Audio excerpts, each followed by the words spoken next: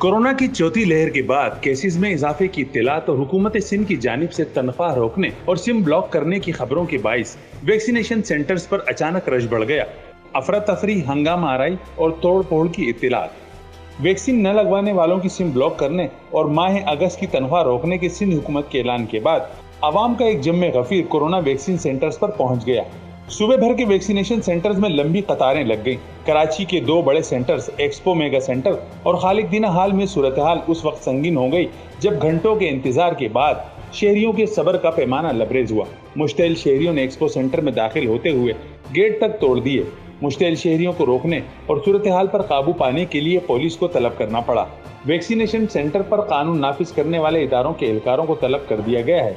मौजूदा वैक्सीन मुहिम के दौरान इस वक्त सूबे में योमिया 1.5 लाख से जायद वैक्सीन लगाई जा रही है, जिसमें कराची में योमिया 1,05,000 अफराद को वैक्सीन लग रही है। सबसे ज्यादा 16,000 वैक्सीन योमिया एक्सपो सेंटर में लगाई जा रही हैं। वैक्सीन की मिकदार के हवाले से फराहम करदा मालूमात के मुताबिक 30 लाख मॉडर्ना वैक्सीन के अलावा दूसरी खुराक के लिए फाइजर, एस्ट्राजेनेका, साइनोफार्म, साइनोविक और कैंसिनो की भी वाफिर मिकदार मौजूद है।